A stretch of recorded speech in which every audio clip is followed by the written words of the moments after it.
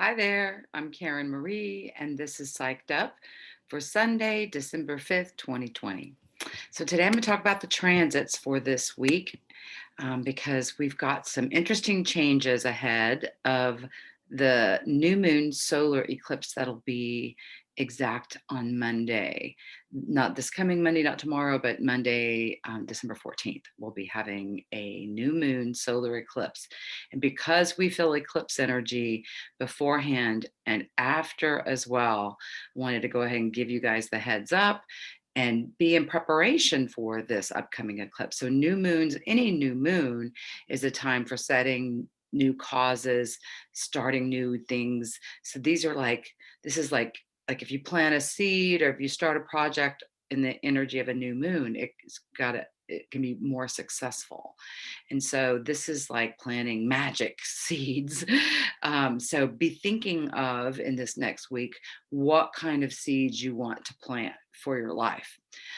So I wanted to start with the backdrop energy, which is the north and south nodes, which will be at the same degree all month. So they're at 19 degrees. The north node is in Gemini at 19 degrees, and the south node is in Sagittarius at 19 degrees. So let me break that down a little bit. Okay, so Gemini, well, the north node is about where we collectively are being taught or where our attention or energy, our focus should be. The south node is our collective past life energy and also where it's important to be releasing energy. So, and letting things go. So, north node in Gemini. So, Gemini is ruled by Mercury, which rules the head. So, anytime any planets are in Gemini or anytime there's a strong Mercury energy, it's about being in our head or our thoughts. Mercury also rules communication, transportation, technology, travel. So with the North Node at 19 degrees, so 19 breaks down into a 10 numerologically, and that's about manifesting. And so in this case, it's about manifesting new thoughts or new ways of thinking, innovative new ways of thinking about yourself, primarily, is what I'm getting, but also about the world, and then South Node in Sag is Sagittarius is about belief systems. It's about foreign travel. It's about knowledge and learning. So this is about letting go of old belief systems that don't serve you. So what you think and what you believe is kind of highlighted in the backdrop of the month. And I feel like a lot of folks that are awake and conscious and doing the work are going to come up with new thoughts, new ways of thinking about themselves primarily is the most powerful new thoughts, and then new belief systems as well, new beliefs about yourself, also beliefs about the world around you, beliefs about your future. So this is the backdrop all month. The nodes are going to stay at this degree all month, so we'll have this backdrop energy, right? So also with the north node in Gemini, you could be getting, it's a manifesting, you could be manifesting new computers or new phones or new cars or new travel plans kind of thing too. So there's that Mercury energy all month long with this north node in Gemini. Okay. Also, right now, one of the backdrop energies is Eris, which is the war goddess, Aries' sister, at 23 degrees of Aries, and Pluto, which is at 23 degrees of Capricorn. And it'll actually move to 24 degrees later this month. But right now, Eris and Pluto are locked into a square. So anytime you have a square between two planets, it's a conflict. It's like two roads diverging together and or two paths coming together, and there's always sort of a vying for control. So Eris is, passion, and Eris was on the battlefield, just having glee, taking glee of like being murderous and just attacking. And Pluto is death and transformation. So when these two square up, as they've been doing this dance, they've been squared up for a while, is the energy of protesting and conflicts, and one side opposed to the other side. And Eris will be like, you know, each side puffed up about their beliefs and what they think is right. And Pluto is death and transformation. So this is a backdrop of this square. It's been going on for months now. And so it's still a backdrop of going on. So this energy is still, the volatile energy is still there. So this right now, as I'm recording this, the sun is at 15 degrees of Sagittarius. So it is highlighting this energy of new knowledge and new things. Even this week, the sun will conjunct the south node, which means it'll come together with it. That's this Thursday coming up on the 10th. So that is going to be a time of like releasing, letting go, and new beginnings. So it's a powerful energy right there with the sun crossing the south node, especially the day that it's on it. It can really be like powerful in that way. And also as a time, south nodes is where I see past life connections too. So you can have someone from your past show up this week. They can call you out of the blue or contact you out of the blue, someone you have a past life connection with. You can meet someone new that you feel like, I know you. That kind of energy is around with the sun, which illuminates, and this week it'll be illuminating that south node in Sagittarius.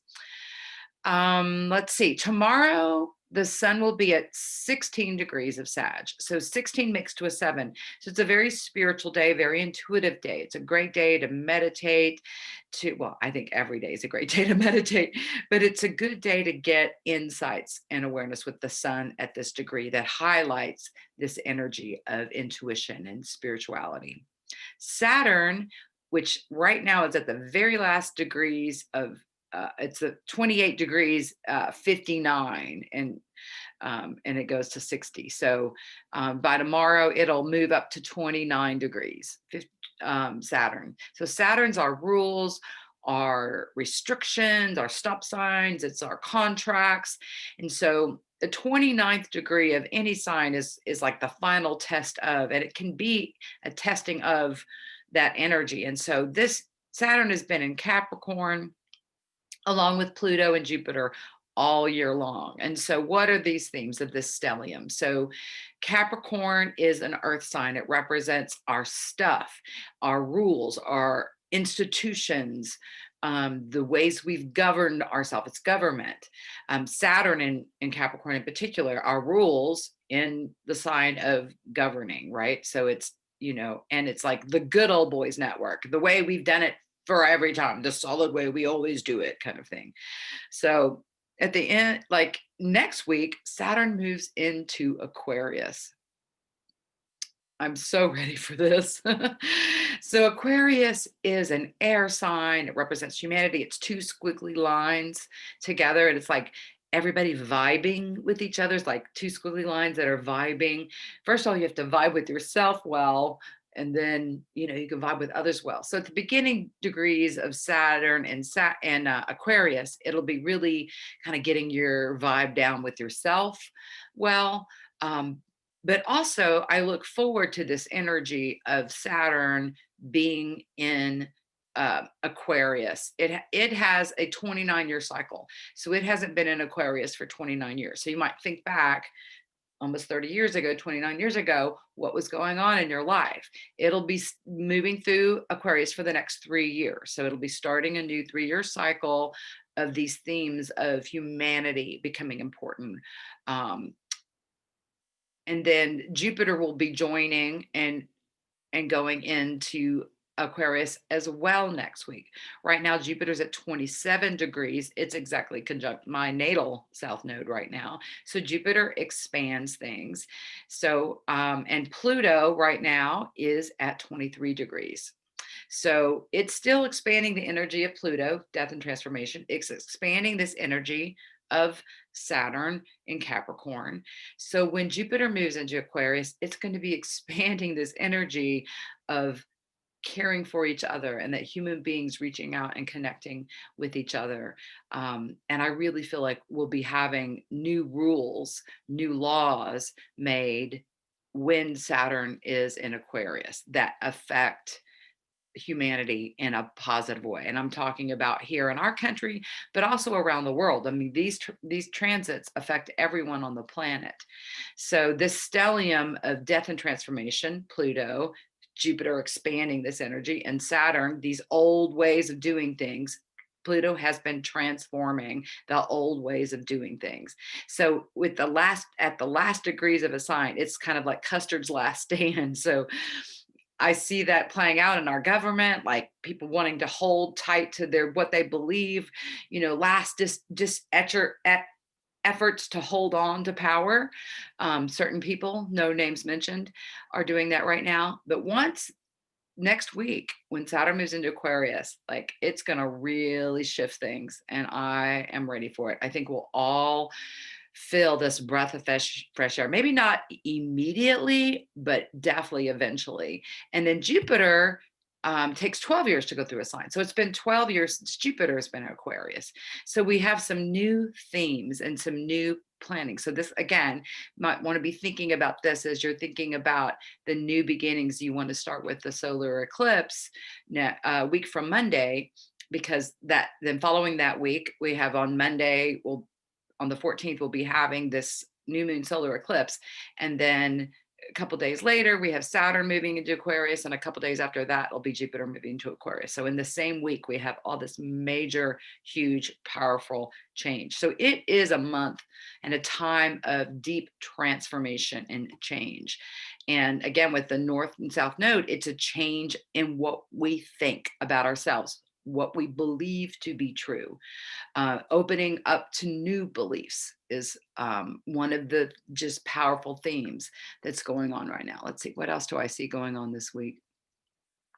Okay, on Wednesday, the 9th, the sun will be squaring Neptune. Okay, so Neptune is the planet. It's one of the most psychic planets. The Neptune and the moon I see as the most psychic planets. So Neptune is our psychic abilities, it's spirituality on the positive end, and on the negative end, Neptune can represent delusions, illusions, foggy thinking. Neptune can be misty and can make things like hard to see through.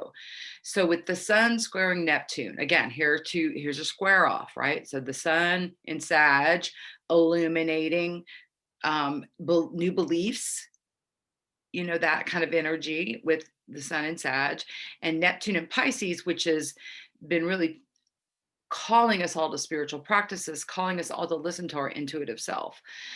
So with that square off, it can be like downloads of new spiritual information. It can also be just like fuzzy thinking and like not being able to get clear mentally.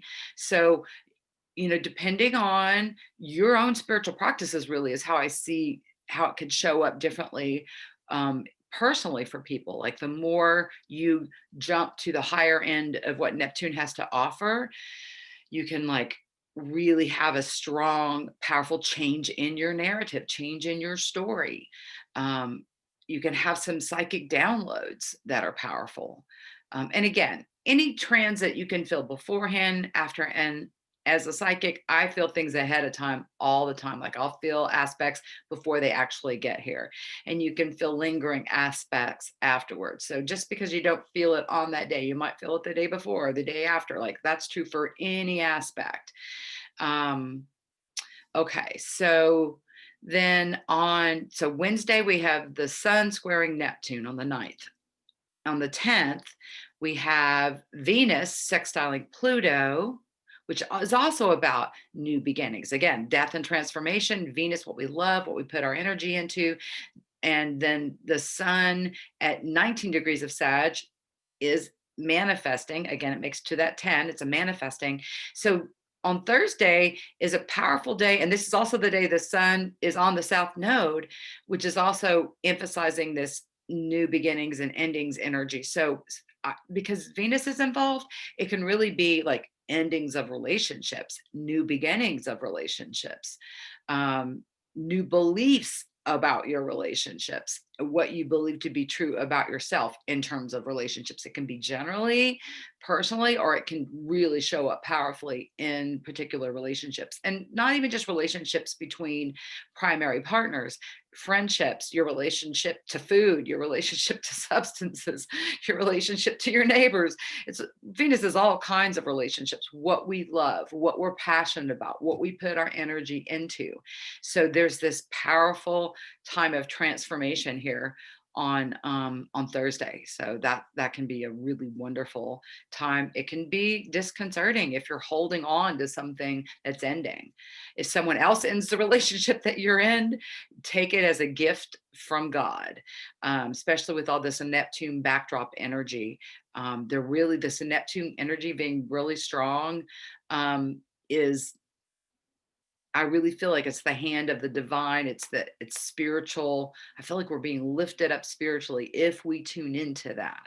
If we're up in our head, the Gemini mind is Gemini's the twins. It's the duplicitous energy. Like we can be like flipped out, staying too much in our head. If we drop into spirit, into our intuition, which I believe everyone has, um, you can really find your way through. And so this is like, if there's a call this week between what your head is telling you and what your heart and your intuition is telling you, I mean, I think every day you should follow your heart and follow your intuition, but particularly this week, because Gemini, with its duplicitous nature, the head can really, you can figure yourself out into a box. You can just figure things out that are not right for your life. So if you feel your way through, and Venus sextiling Pluto, that's a beautiful energy of transformation. It's like bringing out the best of death and new beginnings. So let's see. And Friday, we have the sun trining Mars. So trine is a positive aspect. Mars is moving forward now. Right now, it's at 18 degrees. It'll be moving to 19 degrees. Like it's starting to move pretty, clipping on along. By January, it moves into Taurus finally, after having been in Aries 6 months. So that will also feel like a huge liftoff once Mars moves that direction. But Mars trining the sun is illuminating. Mars can be our ego, how we put energy into things. So the sun trining that can give us lots of extra energy to move towards something. Again, we can have these aha moments about what it is that we should be doing in our life. The sun's at 20 degrees of Sag that day. So the 2 is I feel, and the 0 is like holding space for, setting boundaries with. It's like, and it's about, looking at your future. Anything 20 to 29 in any sign is about the future. It's about feeling out the future. So you may get some downloads about what is coming, what the future holds for you, what energy that you have. You might have the energy to start planning and putting energy towards something that will manifest in the future as well. On Friday. Saturday, the moon will conjunct Venus, or cross over it during the day. It doesn't stay there long. It's moving. Right now, it's in early degrees of Virgo. So it takes about 2.5 days for the moon to move through each sign. So as it's moving through Virgo over the next couple days, it's about attention to detail. It's about attention to our health, getting things in order. So all of a sudden, if you are organizing, you're cleaning your house, or you're deciding to be really clean with your diet, you can thank the moon in Virgo for that. When the moon moves into Libra and in a couple days, that's about attention into your relationships, justice and fairness. Right, a couple days after that, because Venus right now is in Scorpio. It's at 19 degrees right now. So again, that's a decision-making degree, but it will be, I think it'll be like 21 degrees when the moon crosses it next Saturday.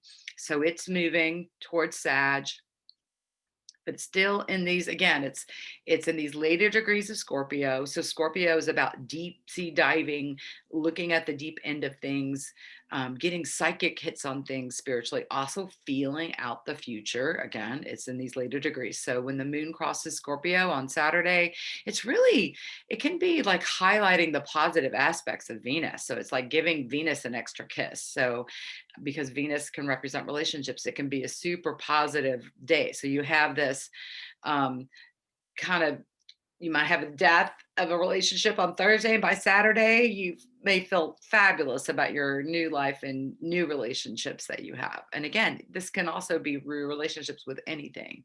So that's a really sort of a break day too on Saturday. There's not really anything else going on that day that I see. And then on Sunday, we have Mercury squaring Neptune. So we have the sun squaring Neptune on Wednesday and Mercury squaring Neptune on Sunday. So again, Neptune's a big player this week. Mercury, again, our thoughts, our minds squaring off with Neptune. So this can really be a day when you're like, what? On next Sunday, hopefully my video next Sunday will be coherent. But it can really be this shift of the narrative, shift of what you believe. Again, if you're taking psychic downloads, which hopefully I'll be doing next Sunday, it can be a very powerful day. And then Monday on the 14th, a week from tomorrow, will be the solar eclipse in Sag. We'll also have Mercury trining Mars and Venus sextiling Jupiter. So it's a super power packed day. So that's the transits as I see this week. Let me see if there's anything else I feel like I need to talk about with that. Juno, which is the good wife, it can represent relationships in your chart. Juno right now is at 26 degrees of Scorpio. So it's in these later degrees of Scorpio. So it's also causing us to like feel out the future in terms of our partnerships in it's more like marriages or domestic partnerships or people that you want to make commitments to. And Venus will be crossing Juno. I don't know the exact date. I'll have to, it's not going to be this week, but so that's going to be emphasizing relationships this month for sure. It's definitely going to be happening next week, I believe. I didn't want to dig too far in advance with transits in this video, but there's definitely, I'm feeling an emphasis on primary relationships as well, like partnerships, committed partnerships, marriages, with Venus conjuncting Juno, which is an asteroid. We also have Chiron is at 4 degrees of Aries. It's retrograde still. It's going to be turning direct, I think, next week as well. Definitely this month. So at 4 degrees is kind of a breakdown and breakthrough. What does Chiron represent? Chiron represents it's the wounded healer. In your natal chart, wherever Chiron shows up is where you've experienced wounding in this lifetime. Usually it's showing up as when you're a child, where wounding is in your childhood home, and you will continue experiencing sort of that's where your trigger is in this lifetime, and it's because of wounding you've had in past lives. Chiron is a carryover of wounding from previous lifetimes. Its glyph looks like a key. So the key with Chiron is when you heal that area, and I believe everyone can heal these areas, it becomes a place of strength, much like a scar that forms on a place that you've been cut. That scar tissue is actually stronger than the skin after it heals, right? And so right now at early degrees of Aries, it's healing how we feel about ourselves, like where our wounding is in relationship to us being on the planet and what we feel like we're capable of. And it's breakdown, breakthrough is the degree when it's something's at 4 degrees, it's like breakdown and breakthrough. So it's an opportunity to break down and break through these negative beliefs, negative thoughts you've held about yourself your whole lifetime. So the transiting Chiron is helping everyone, the planet, heal this aspect right now at the early degrees of Aries. And then it'll turn direct and start moving, traipsing through Aries. Black Lilith is at 5 degrees of Taurus. I believe that's correct. Oh, it's at 4 now. No, it's at 5. I'm right. And Uranus is at 7 degrees of Taurus. Right now, the only things retrograde in the skies, the nodes are always retrograde. They travel counterclockwise. All the other planets are direct now, except for Chiron, which goes direct next week, and Uranus, which will go direct in January. So Uranus is sudden, unexpected things. It shakes things up. It's the higher octave of Mercury. So it's a spiritual sign, but it can also rule technology and transportation and the same things that Mercury rules on a higher level. So Black Lilith represents our fears. And again, where it shows up in your chart is fears carried over from past lives that affect you in this lifetime. And it's also a place meant to be healed. And instead of just always being afraid, always having this issue, it's an opportunity to heal these fears. So Uranus is shaking up Black Lilith. They're 2 degrees apart now, and they will conjoin later this month as well, not this week, but they're close enough to be feeling each other. So shaking up everybody on the planet's deepest fears right now. And in Taurus, it's like fears of how we're valued, even our financial holdings, because Taurus is rules the second house in an astrology chart, and which is our money. It's how we earn a living. It's our food. So there could be primal fears about, can I feed myself? That kind of stuff is being shaken up now. When Uranus interacts with a planet, it may tear things down, but it comes in and like fix it back in a better place pretty quickly. It's not dead. Like Pluto will like be a wrecking ball. It tears things down, and it can it may need time for the dust to settle for things to be transformed. It stays in late degrees of Capricorn, the Pluto does, for another 3 years. It doesn't move into Aquarius until 2024. So we still have 3 more years, almost 4, because it'll do this little dance. It'll go retrograde and go back, do a little back and forth action. But we still have 3 to 4 more years of Pluto transforming these old paradigms in Capricorn that the stellium has been working to break up. But at least it'll be operating by itself and not with the added emphasis of Jupiter and Saturn in the piece. So that's going to be some relief there. Okay, I think that's all that I feel guided to talk about in terms of the transits for this week. I am offering a special in December. I'm doing reduced priced readings for my clients and those that are watching this and anyone that you share with friends. And so my normal rates for private consultation for psychic readings is $280 an hour or $70 for every 15 minutes.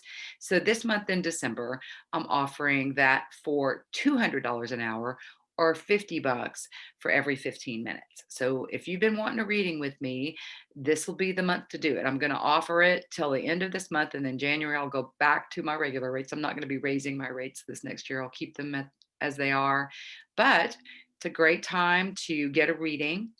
I'll also have discounts on my past life regressions and my rebirthing sessions and psychic development sessions as well this month. So if you want to get in and dig in and do some work with me this month, it's a great month to do it. And you can contact me at my email, which is bringoutthebuddha@gmail.com. And that's BRINGOUTTHEBUDDHA at Gmail. That's my email. And so anyone you share this with can get that discount. So feel free, please subscribe to my page, like it, comment, share it with your friends. I'd really greatly appreciate it. If you want to make a love offering donation, I will accept tips. And my PayPal is attached to the exact same email I just discussed. And then my Venmo account is Karen, Karen hyphen Marie, Marie hyphen 16, as in sweet 16. That's my Venmo number if you would like to donate to support this channel. I appreciate your kind thoughts and attention. This week is kind of like a roller coaster ride. The secret is to plug in spiritually every day so that you feel connected to your own intuition and your own inner guidance about what to do each day. And I feel like everyone would benefit by meditating first thing every morning, or chanting or praying or doing something that connects you with your higher self, your Buddha nature, your Christ self, your inner spiritual self, which I believe the voice of the intuition is. I believe our intuitive voice is that voice of the higher self within. So calming the mind, taking the mind off, quieting it in whatever way. The mind is made up of everything we've been taught, all our beliefs, what other people are thinking, but our intuition is the connection with the divine eternally, not just what's going down right now. So I think a wonderful exercise for everyone to do is every morning quiet the mind and then ask your higher self, what today am I guided to do? Not what do I think I need to do, what I should do today. You know, it's important not to should on yourself, right? So, not what I should do today, what do I need to do today, what do I have to do today? No, what do I feel guided to do today? Other words for guided are what would bring me joy to do today? What would lift my spirit to do today? Pay attention to the little things that cross your mind. If someone crosses your mind over and over again, if you're thinking about something, or if you're feeling something, or if your dreams are showing you something, and then you see that confirmed in the environment somehow, right?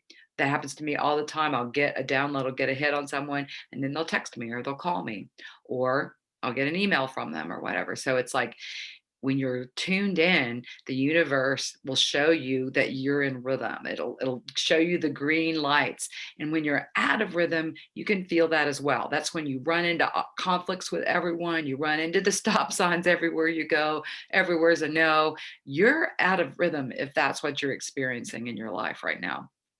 Anytime you're experiencing that in your life where you just feel like you're having run-ins with people, you're running into brick walls, you can't move forward, it's the time to stop, breathe deeply, tune in. What do I feel guided to do? And then when you can realign yourself with spirit, there's a flow and to life when you're aligned with spirit. And there's disconnect and incongruence when you're out of rhythm with spirit. So that's what I'll leave you with today. All right. Peace.